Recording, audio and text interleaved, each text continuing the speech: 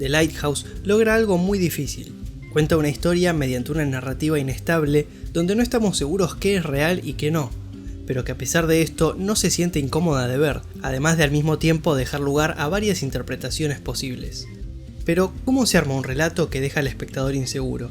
¿Cómo se construye un descenso a la locura que tenga una lógica y no sea una demencia vacía?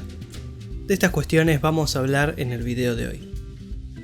Como recordarán, sobre el final de la película se revela que ambos personajes se llaman igual, y para evitar dar lugar a alguna posible confusión, a lo largo de este análisis vamos a usar el nombre Thomas para referirnos al personaje de Dafoe, mientras que al personaje interpretado por Robert Pattinson vamos a llamarlo de principio a fin Winslow. Con este tipo de historias que dejan lugar a la ambigüedad, si bien a veces el espectador puede no estar seguro de lo que realmente sucede en la historia, el director y los actores sí suelen saberlo a la hora de filmar. Sin embargo, en el caso de esta película, esa ambigüedad se decidió que esté presente ya desde el rodaje. I remember just asking Robert Eggers right at the beginning, just what I thought was a pretty basic question, which is like, is this stuff actually happening? Like, or is it a magical island? And also, like, whose perspective is the story being told from? Like, is this even happening?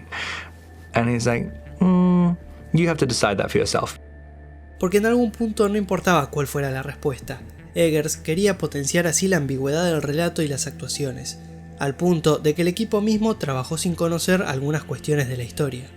Lo que sostiene el relato y hace que no sea solo una cadena de crecientes locuras es la lucha por el poder y la dominancia, que obviamente se ve articulada por el deseo de alcanzar el faro, el cual es un símbolo de poder, al ser el principal propósito de los personajes para trabajar en la isla, pero también simboliza el poder desde sus características físicas, al ubicarse en las alturas e irradiar una luz que sirve de guía, trae iluminación a otras personas.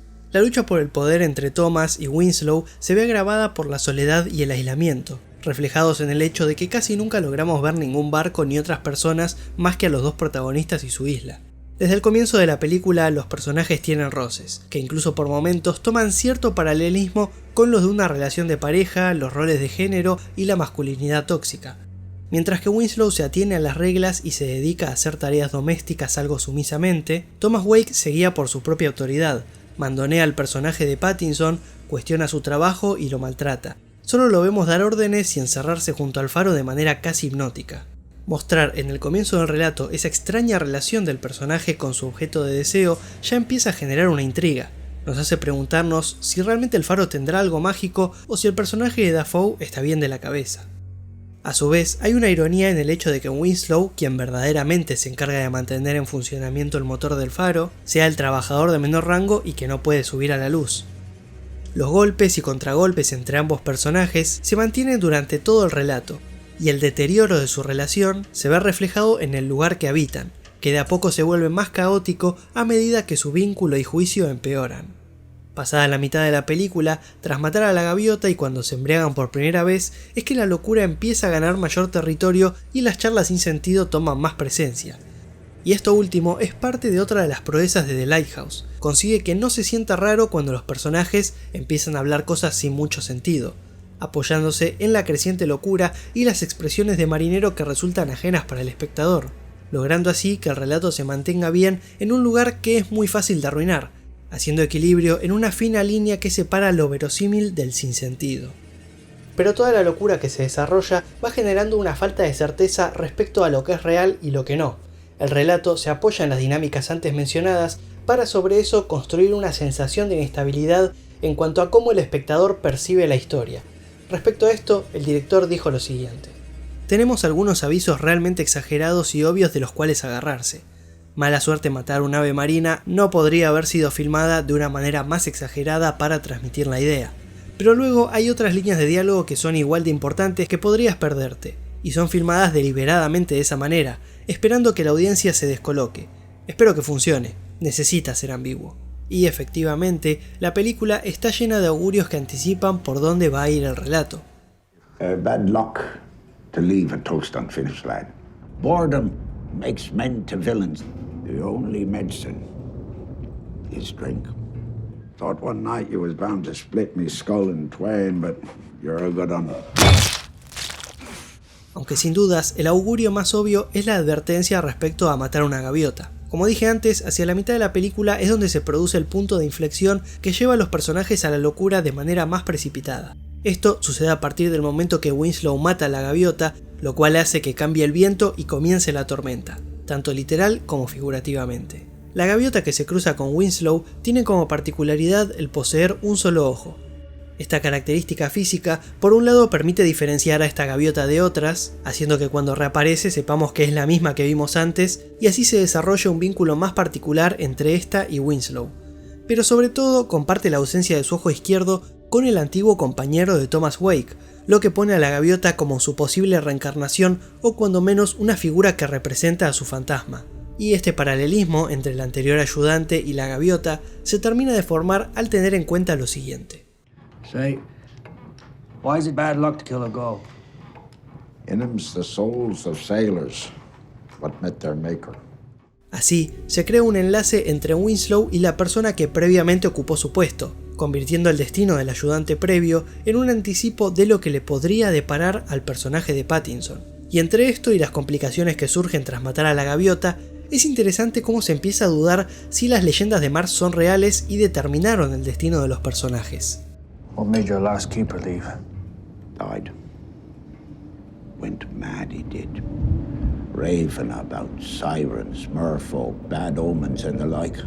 Sumado a la gaviota y los malos augurios del protagonista, la locura también se ve alimentada por la sirena, que juega un papel importante. Por un lado, como una figura que enfatiza la soledad de los protagonistas y su falta de una compañía amorosa o sexual, y por otro lado, funciona como figura mitológica. La sirena presenta algunas diferencias dependiendo de la mitología que la trate, pero lo que generalmente se mantiene en común es que se encuentra ligada a la idea de que con su canto lograba atraer a marineros y los conducía a su perdición, a la vez que generalmente solía habitar una isla rocosa como la del Faro.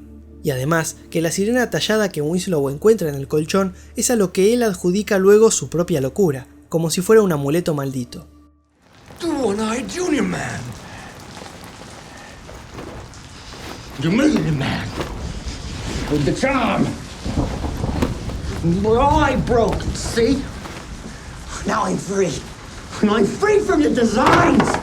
Lo curioso es que si nos ponemos a sumar las premoniciones, nos damos cuenta de que cuando llegamos a la mitad de la película, los personajes ya nos verbalizaron todos los giros importantes que tendrá la historia.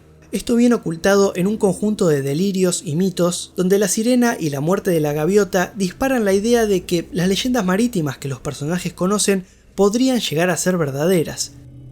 Así se juega con los códigos de la película, ya que, al igual que los personajes, el espectador no puede estar seguro si los augurios de Thomas acabarán siendo reales o si se tratará simplemente de alucinaciones y coincidencias. Y esta incertidumbre es algo que se mantiene a lo largo de toda la película. A esta inestabilidad base de las leyendas se le suman afirmaciones cambiantes que van propiciando a los personajes a la locura. Un rol importante en esto lo cumple Thomas Wake, quien no sabemos si, en su delirio, se contradice sin darse cuenta o si a propósito le está dando falsa información a Winslow para manipularlo y hacerlo dudar de su propia cordura, memoria y percepción, como cuando comentan hace cuánto vino la barca o cuándo fue que le pidió que racionen. Then we best be rationing. Rationing.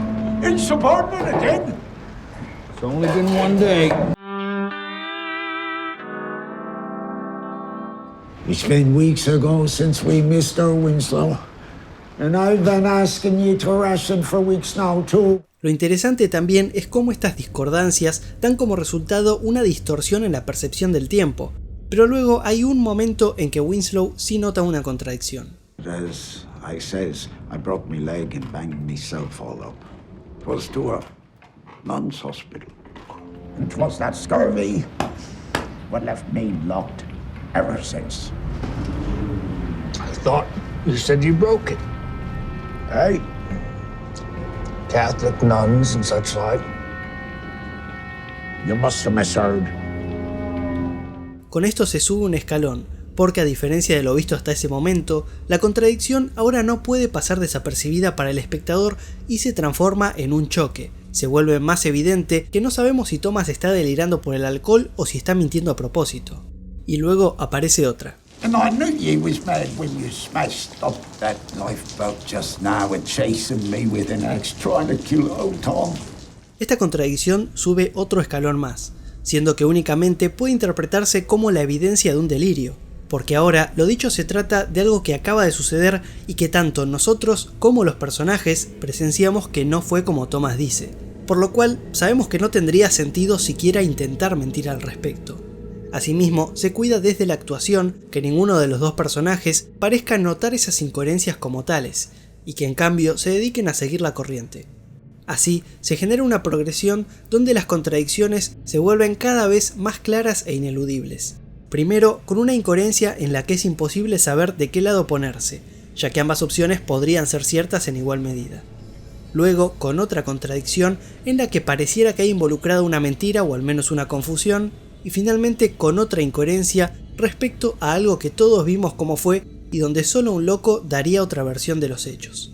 Todos estos elementos aportan a generar una sensación de inestabilidad en el relato, a lo que también se suma la revelación de que podría ser que ambos personajes hayan asesinado a sus anteriores compañeros, pero a la vez no dejándonos estar del todo seguros de esto en ninguno de los dos casos, aprovechando que en este punto del relato ya se vuelve difícil dilucidar cuándo los personajes dicen la verdad, cuándo engañan o cuándo dicen incongruencias por el alcohol o por la locura.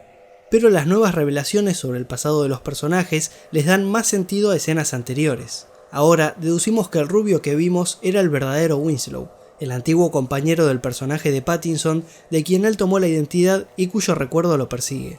Esta es parte de la serie de alucinaciones que Winslow tiene a lo largo de la película, donde lo interesante es cómo a medida que avanza el relato se va difuminando cada vez más la línea que separa lo real de lo imaginario, al punto que se vuelve difícil dilucidar cuándo estamos en una o en otra cosa.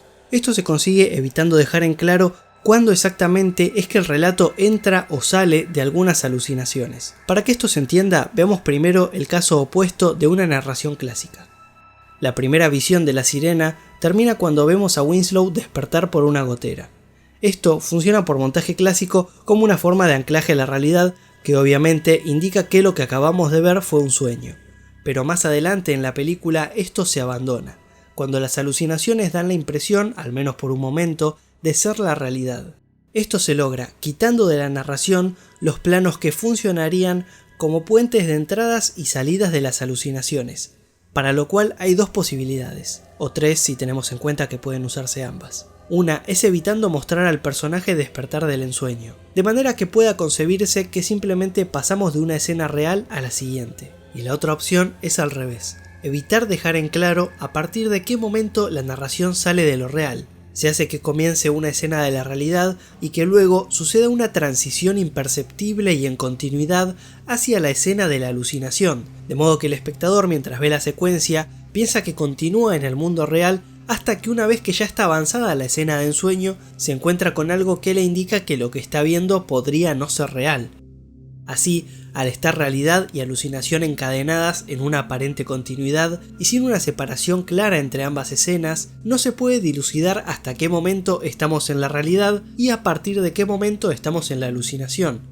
Y por supuesto algo fundamental para que estas situaciones se presten a poder interpretarse como reales es que lo que vemos está planteado como algo que verdaderamente podría estar sucediendo si resultara que las leyendas del mar fueran reales, lo cual abre la posibilidad a pensar que en esta película tal vez lo sean. O si estas solo se encuentran dentro de la mente y todo lo sucedido fue un desenvolvimiento natural producto de la locura. Ambos escenarios se vuelven posibles, y a su vez hay diálogos que potencian esta indefinición entre realidad y alucinación, como cuando Thomas alude al grito de Winslow con el que terminó la escena anterior con la sirena. What you splitting your lungs for? You smell of shit. Lo cual insinúa que lo que acabamos de ver no fue del todo irreal, ya que hay algo que Winslow al menos creyó ver y tuvo repercusión en la realidad a través de su grito. Incluso sobre el final hay un diálogo que nos hace dudar de si siquiera algo de todo lo que estamos viendo en la película es real, o si en cambio esta frase es solo otra manipulación de Thomas. How long have we been on this rock? 5 weeks? 2 days? Where are we? Help me to recollect. Who are you again, Tommy? I'm probably a figment of your imagination. This rock is a figment of your imagination too. Y entrando en el final, llegamos a lo que tal vez sea la última alucinación, cuando Winslow logra subir al faro y la compuerta de la lámpara se abre sola frente a él, dándole un toque mágico a la situación. Mágico como lo que el protagonista siente en ese momento. Vemos que la luz del faro se intensifica junto a la mezcla de éxtasis y dolor de Winslow, lo cual se ve acompañado por una rotura de la imagen y sobre todo del sonido. Como ya se ha dicho muchas veces, toda esta situación tiene un paralelismo con el mito de Prometeo robando el fuego de los dioses y el castigo que luego le puso Zeus, condenándolo a que un águila se coma su hígado eternamente. En este caso, con Winslow terminando rodeado de aves devorándolo y con un ojo menos, al igual que la gaviota y el anterior compañero de Thomas Wake. Pero más que esto me interesa recalcar un poco cómo el director usó la mitología griega para añadir un punto más de inestabilidad a través del personaje interpretado por Dafoe. Proteo era un profeta sabio del mar que se asemejaba a Thomas Wake, no solo desde lo físico, por la barba, sino porque Thomas recita sus monólogos de una manera que por momentos le dan un aire de ser una figura elevada o pseudo divina, y además porque según la mitología, Proteo era capaz de adoptar diferentes formas, cosa que vemos que Thomas hace en la película, más allá de si esto se trata de la realidad o si es producto de las alucinaciones de Winslow. Toda esta lógica tras la construcción del personaje de Dafoe le suma una capa más de locura e inestabilidad al relato, al abrir la posibilidad de que, al menos a los ojos de Winslow, Thomas tal vez no sea un simple humano. Pero al final permanece una inevitable pregunta: ¿qué es lo que Winslow ve o cree ver dentro del faro? Sin embargo, esto no puede ser contestado. En la mayoría de las ocasiones sería fácil que esta indefinición resulte molesta al espectador, pero acá tiene un propósito. Ese no saber tiene un sentido sustentado por la lógica de demencia que se vino desarrollando toda la película. Winslow llegó a la culminación de su locura máxima, donde lo que está viendo y lo que está pasando por su cabeza en ese momento podría ser cualquier cosa, y el no mostrarlo abre una gran cantidad de posibilidades, lo que nos deja aún más inseguros a la hora de definir qué sucede realmente en ese momento. Tal vez había en juego algo sobrenatural o tal vez no. Hay algunas teorías al respecto, pero prefiero ni mencionarlas, ya que eso, así como el tratar de analizar y explicar qué fue real y qué no en la película, creo que no tiene mucho sentido en este caso, ya que eso no es un problema que el espectador se supone que deba resolver. Tal vez sí para sí mismo, pero no al menos como una verdad única. Por eso, durante este análisis, me concentré en trabajar sobre qué elementos la película construye su inestable narración, pero no traté de afirmar cuáles cosas suceden realmente y cuáles no, porque eso no importa. No se trata de qué es real y qué es alucinación. Creo que tratar de dilucidar eso arruina un poco la experiencia, ya que esa falta de certeza es la locura a transitar que propone la obra. Ese no saber qué es lo que realmente sucede es lo que importa.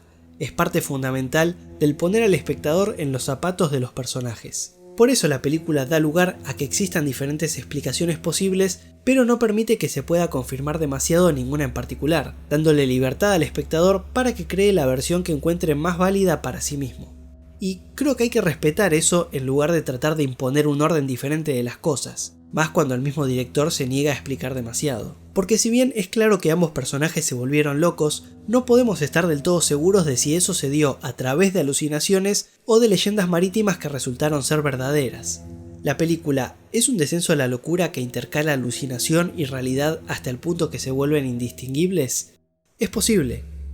O en este mundo las leyendas del mar no son solo mitos y prácticamente todo lo que vemos es realidad. También puede ser.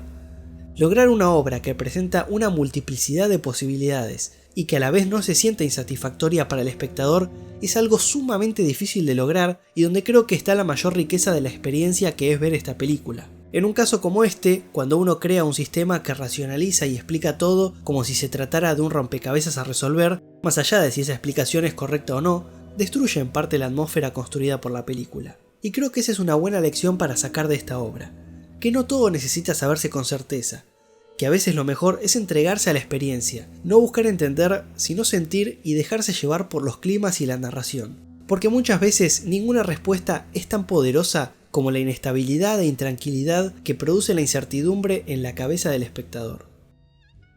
Por eso no tengo una respuesta sólida, ni creo que la haya, sobre qué es lo que vio Winslow en el faro.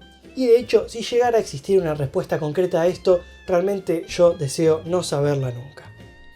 Por supuesto que todo lo que hablamos no quita que cada uno no pueda tener su propia idea de cómo fueron las cosas, de qué fue real, qué no, qué es lo que vio Winslow, si cada personaje mató a su anterior compañero o no y demás, porque de hecho es lo que yo creo que pretendía el director al generar esta narrativa tan inestable, que cada uno pudiera generar su propia idea y su propia interpretación de cómo ver la película.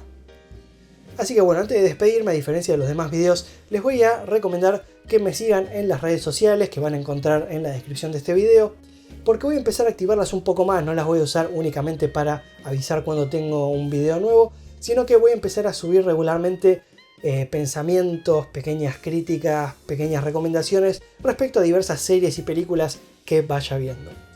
Así que bueno, como siempre, muchísimas gracias y nos vemos en el próximo video.